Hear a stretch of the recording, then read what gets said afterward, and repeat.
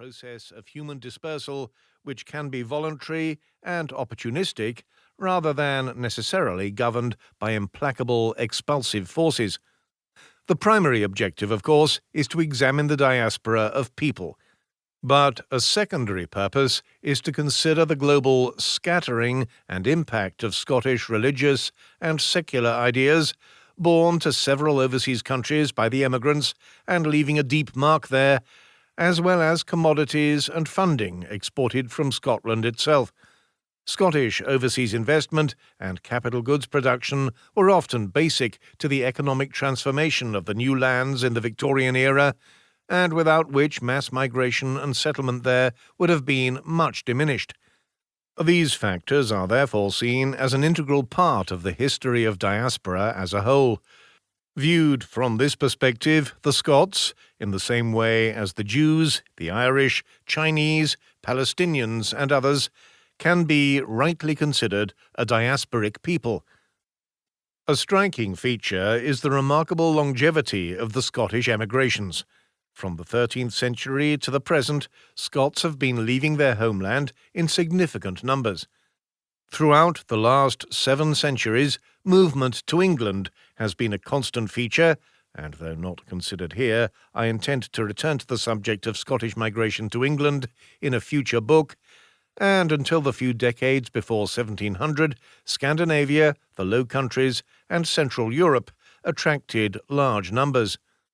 Even before the Union of 1707, however, the axis was shifting further afield, across the Atlantic, and to India, Asia, South Africa, Australia, and New Zealand. By Victoria's reign, Scots traders, missionaries, doctors, educators, and engineers could also be found in China, Japan, Argentina, and other Latin American states. Truly a global people. There is also the linked issue of scale and volume.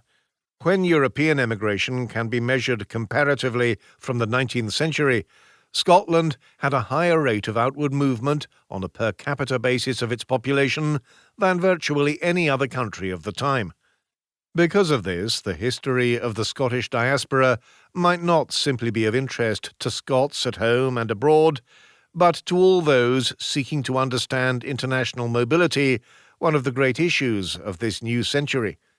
Key aspects of human experience run through this book: transition, assimilation, identity, the relationship between host country and home country, nostalgia, immigrant cultures, adjustments to the new lands, the impact of Europeans on the lives of native peoples, the invention of traditions and mythologies, and much else.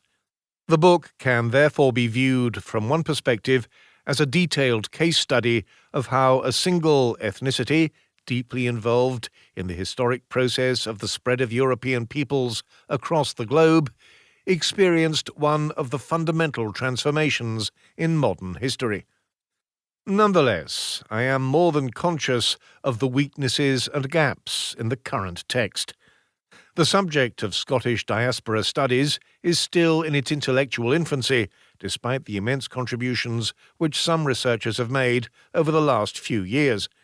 There are so many questions to which the answers, rigorously based on representative evidence, are still impossible, and will remain so until more systematic, archival, and comparative research is completed.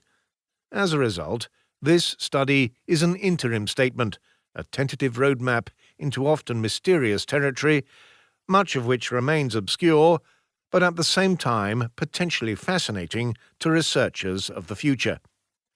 Against this background, I have tried to incorporate some principles in my approach. Many studies of emigration examine the origins of movement or the experience of settlers in the new lands.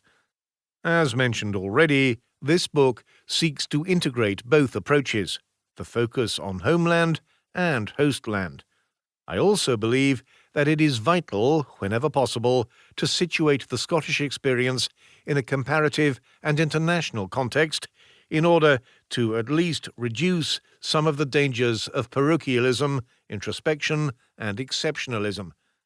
In addition, there seems to me to be a pressing need for Scottish historians to relate their specific